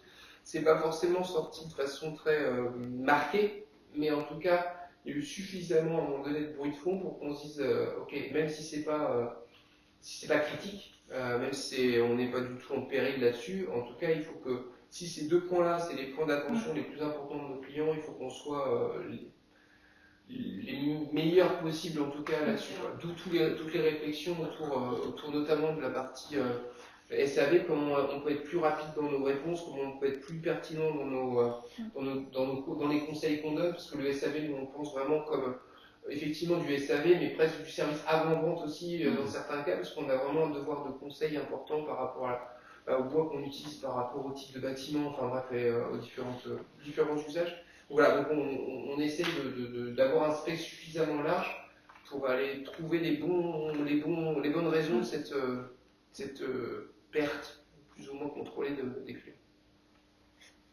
Donc du coup, nous, on vous disait, notre premier levier, c'est vraiment le taux d'attrition et en fait les orientations, donc c'est pour vraiment réussir à piloter ça en équipe, co-construire, c'est vraiment de se dire, voilà, d'avoir une bonne gestion de la qualité de notre data, donc ça fait partie aussi de nos chantiers prioritaires, de déterminer, voilà, pourquoi on perd nos clients.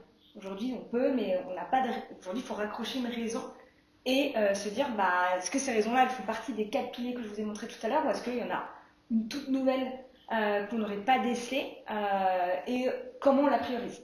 Pour info, juste, oui, parce qu'on l'a pas mentionné, mais le taux d'attrition chez nous, on a volontairement pris un calcul assez dur. On fait rentrer dans le taux de perte client un client qui n'a pas passé de commande depuis 1 an. Depuis un an. Okay. Donc, on sait que très clairement, souvent, c'est plutôt les temporalités, on prend plutôt 3 ans. Enfin, c'est la norme entre guillemets dans l'industrie, c'est plutôt 3 ans. Mais du fait des différences de business qu'on a et des différents rythmes, on s'est dit que autant 1 an, ça va nous permettre de mettre plus que pas assez.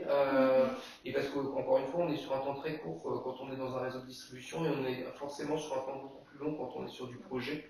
Notamment quand on est sur de l'immobilier, on a des projets, on va commencer à en parler aujourd'hui et potentiellement dans 2 ans, ils seront pas complètement sortis de terre. Donc entre ces 2 temps, on s'est dit ok, si un client qui vient pas nous voir pendant 1 an, c'est qu'à un moment donné on doit se poser une question.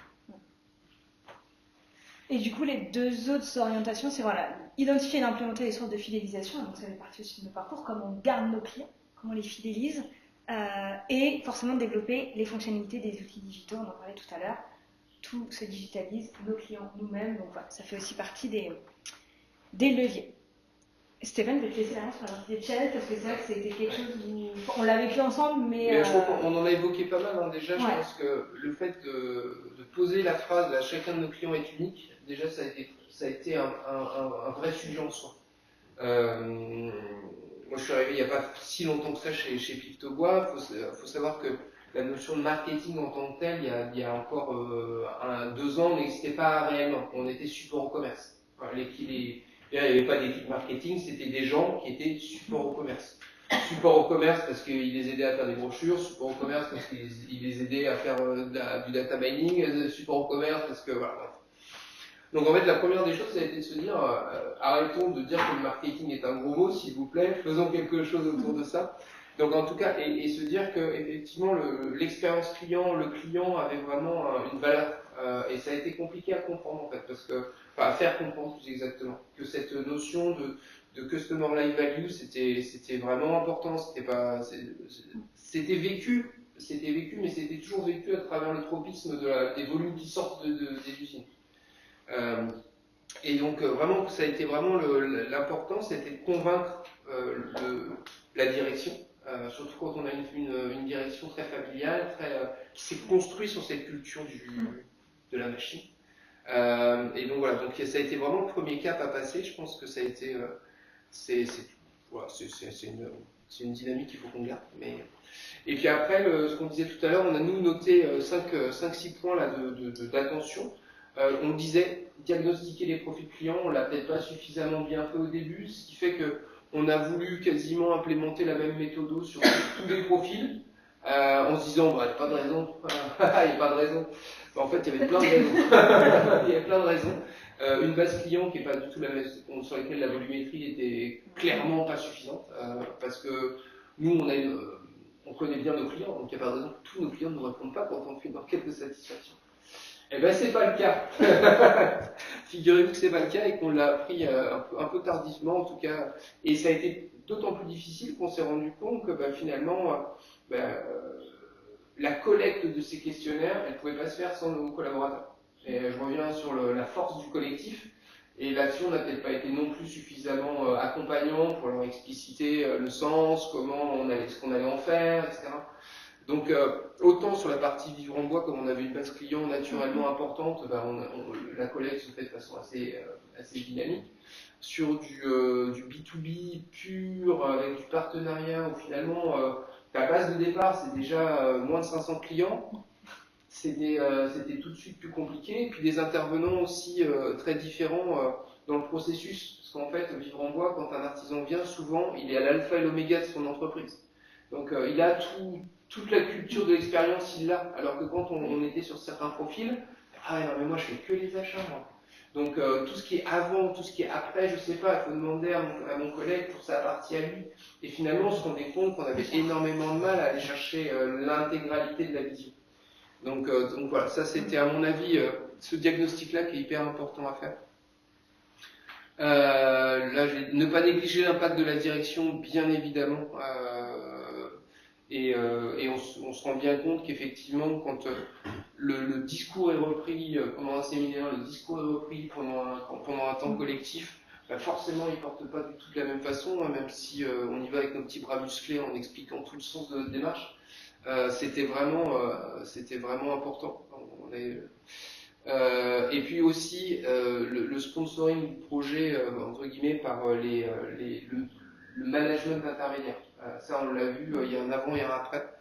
C'est-à-dire que quand on leur explique l'intérêt, la valeur qu'ils vont y avoir, et très clairement quand on leur amène le chiffre de l'attrition et qu'on leur dit ça c'est normal, ça c'est pas normal, et ça c'est à chaque fois, je veux dire une bêtise, mais 10% de tes clients que tu perds et que tu vas devoir les rechercher avant même de pouvoir reconstruire de la valeur. Voilà, ça commence à être des dynamiques qu'eux-mêmes sont pressés de redonner à leurs équipes et ça commence à marcher. Et dernier slide, et on ne va pas vous lire, mais je vais juste pour vous dire qu'en fait, de janvier jusqu'à la fin octobre, c'est pas que en fait une méthodologie, c'est vraiment un vrai projet d'entreprise, groupe, qu'on insuffle, où on n'a pas la même culture client d'un collaborateur à un autre. Ça fait partie de nos enjeux, de notre rôle aussi. Et d'avancer petit pas par petit pas et de se dire, tous les mois, on a réussi en tout cas à upgrader, à accompagner nos collaborateurs à ce que disait Stéphane, hein, on a répété. C'était un réel enjeu. Et on a ritualisé. Et on a vraiment ritualisé, donc on en parlait tout à l'heure, hein, mais aujourd'hui, nous, on a mis en place donc, des rituels tous les mois avec les collaborateurs, donc des vrais groupes pour travailler ensemble sur ce taux d'attrition, sur les différents projets qu'on vous a montrés. Sur ça. Sur les parcours, ouais, effectivement, et aussi des remontées terrain. Moi aujourd'hui, je suis pas toujours sur le terrain, Stéphane non plus. Et en fait, on a des pépites qui sont sur le terrain et qui, eux, en fait, sont nos portes d'entrée et de se dire, attention, nous on a aussi vécu ça, mais on ne l'a pas vécu de la même façon. Et par rapport à ce que tu nous présentes, peut-être avoir un autre cheminement. Et aujourd'hui, on se retrouve avec effectivement une vraie stratégie d'expérience client qu'on met en place, avec vraiment des axes prioritaires, avec des poursuites d'études autour de nouveaux clients. Et ça ne veut pas dire qu'on l'abandonne, mais en fait, on le poursuit par des rituels soutenus par notre direction et avec des actions qu'on va... c'est pas figé en fait, faut pas se dire que ça y est, on a terminé, on a des personnels, c'est terminé. En fait, on va continuer en fait à faire de l'amélioration continue, à faire du mode sprint agile, comme l'a dit Lara tout à l'heure. Et là, de toute façon, tout ça va se stabiliser et grâce à tout ce qu'on a pu avoir comme enseignement, que ce soit par Intuitive, par l'interne, par nous-mêmes, c'est un projet qui va vivre et qui va vraiment être dans un niveau global groupe sur l'ensemble des sites. Je pense que on aura vraiment perdu si la dynamique s'arrête. En fait, c'était vraiment ça notre sujet, c'était de se dire si on sort ça et qu'on se dit super, on a les personnages, on a le parcours et on ne fait pas vivre, c'est donc l'enjeu c'est ça, c'est de le faire rentrer dans le quotidien chacun des équipes pour que ça vienne et maintenant, ce qui est chouette, c'est individuel déjà, ça rentre vraiment dans ce qui est chouette, c'est quand les équipes viennent nous voir en disant toi, on a travaillé cette partie-là, ça va mieux. Maintenant, où est-ce qu'on va? Qu'est-ce qu'on fait demain? Maintenant, ils nous demandent trop d'études. Mais ça dépend de quelle place on se met, de quelle place on se passe. Et qu'ils puissent mettre du vert du coup sur le papier. C'est ça. Non, mais ça, pour eux, même pour eux, donc, merci pour l'accompagnement, parce que c'était effectivement, c'était vraiment, au-delà du partenariat, je pense qu'on a co-vécu les situations positives et parfois un peu moins positives, mais c'est là où on se rend compte de la force du collectif aussi sur ce sujet, de pouvoir regarder ensemble le pourcentage de questionnaires répondus qui évolue pas, et qu'on se gratte la tête le vendredi, il y a un problème. La Bible les 20h, je comprends pas. La Bible lundi les 8h, je fais à la chance. Après, c'est dans la promesse d'Intuitive, des expériences mémorables et performantes et mémorables dedans. Voilà, merci beaucoup en tout cas. Merci à vous. Merci. Est-ce qu'il y a des questions avant qu'on clôture? C'est sur cette partie agile. Alors j'ai fait des petits groupes, j'ai fait des grands groupes en soi. La partie agile dans un grand groupe, je la trouve assez complexe à mettre en place. Alors là, j'entends bien alors j'étais chez AXA. Donc, nous, on est plus petits qu'AXA. Mais je voyais chez AXA où il y a une grosse culture du client, une grosse culture de customer depuis de nombreuses années, etc. Mais moi, j'étais côté digital, donc côté DSI plutôt. Et on voyait quand même cette espèce de crispation entre ce qu'on pouvait apporter en tant que métier sur les études, sur les connaissances clients, et quelles sont les fonctionnalités qu'il faut mettre en place au regard d'une roadmap qui ne fait que se décaler tout le temps, au regard d'outils qui, oui, on va faire ça, non, en fait, non, c'est pas possible parce que... Et comment vous faites aujourd'hui pour engager justement ces équipes dans ce parcours digital un peu pour se dire, ok, on a tout ça, on a ces connaissances, on sait qu'il faut faire ça, on sait que votre roadmap, elles sont à 2027 potentiellement. Gagner en agilité justement, là où les grands groupes sont un peu plus... Plusieurs choses, c'est que du coup on regarde les projets on se liste des projets prioritaires. On a fait la roadmap il n'y a pas très longtemps là, pour le prochain exercice, en se disant ok, c'est quoi les 3 indicateurs qu'on veut aller nourrir et quel projet il faut qu'on mette en face. Ça peut être du digital ou ça peut être du non digital en l'occurrence. Et on se force, entre guillemets, toujours à regarder quel va être le niveau d'effort par rapport à l'effet qu'on va pouvoir aller capter. Donc ça, c'est notre première grille de lecture. Et ensuite, en fait, on vient aussi d'une entreprise qui n'était pas forcément très orientée client, en tout cas pas suffisamment à notre goût, et qui n'était pas non plus forcément très digitalisée, en tout cas pas suffisamment côté client à notre goût. Donc forcément, on a aussi le besoin et la volonté de rattraper un petit peu du temps, en tout cas de la dette technique qu'on a pu accumuler. Donc on a tendance à regarder un petit peu quel est le standard du marché et essayer toujours de mettre, si ce n'est que des projets digitaux, au moins 1 ou 2 projets digitaux un peu phares dans le corpus de projets de l'année. Et après, on essaie d'avancer Alors, on parlait d'un an tout à l'heure, nous on essaye de fonctionner avec des projets de 6 mois tout le temps, en train de se dire ok on garde 6 mois. Alors sur les projets digitaux c'est toujours un peu plus compliqué sur 6 mois, mais on essaye un petit peu de se recadencer sur les projets à peu près tous les 6 mois, histoire de voir si on avance comme il faut ou pas. Je ne sais pas si j'ai très bien répondu à la question. Après, sur le suivi, généralement, et on le voit, enfin, le mode projet dont vous parliez tout à l'heure, on a un projet, c'est super, par contre, on ne construit pas le run. Et au bout d'un moment, on arrive à une espèce de crispation, et mince, c'était super, et là, bam, le run n'est pas suffisamment préparé, donc on n'arrive pas à... Typiquement, là, on a lancé un site e-commerce il n'y a pas très longtemps pour notre réseau, là, du Renbois. Et c'est ce à quoi on est vraiment confronté, c'est-à-dire qu'on a fait un super outil. On a déjà envie de développer les fonctionnalités d'après parce que forcément les clients sont appétents à ça et nos commerciaux aussi. Et on se rend compte que le temps du build prend toujours le pas sur le run. Et pour autant les équipes grossissent pas suffisamment. En tout cas. Mais en tout cas voilà. Donc on essaye autant faire se peut de garder un temps de build et un temps de run en essayant de les maintenir de les sanctuariser le plus possible. Donc, c'est-à-dire qu'on essaie toujours d'avoir un peu des deux dans chacun chez chacun. C'est la seule façon dont on a aujourd'hui réussi à peu près à tout faire sans frustrer à la fois les gens qui sont dans l'opérationnel et qui sont sur l'outil et qui ont besoin que ça fonctionne et ceux qui ont besoin déjà des fonctionnalités d'après, alors qu'on a à peine fait sécher l'encre sur le premier. Donc c'est vraiment essayer de sanctuariser du temps pour les deux, mais c'est pas évident. Honnêtement, c'est... Je vous propose qu'on continue les échanges qui sont très intéressants là-bas. On va juste clôturer. Donc déjà, merci à tout le monde d'être venu. Merci Stéphane, merci Tony et merci Lara. Merci. J'en profite pour vous présenter un petit nouveau qui est juste derrière. Je suis arrivé un peu tard, mais je te suis. Voilà, qui est arrivé de Paris. En tout cas, nous, on était assez contents de pouvoir vous proposer ce format, de prendre un peu de hauteur avec la méthode de Flight Sterolare et voir comment finalement, avec un enjeu auquel il faut absolument répondre, jusqu'où on peut aller et comment nous, on peut intervenir aussi là-dedans avec cette philosophie de dynamique collective. On y croit vraiment, il faut savoir engager les gens, c'est un métier de tous les jours. Enfin, un boulot tous les jours. Donc voilà, on est à votre discours pour continuer d'échanger là-dessus. Et puis, on vous a prévu des petites choses sympas pour des admirer comme il fait chaud, c'est enfin l'été. Pour 3 jours. Et pour 3 jours. Merci à vous en tout cas. Merci beaucoup.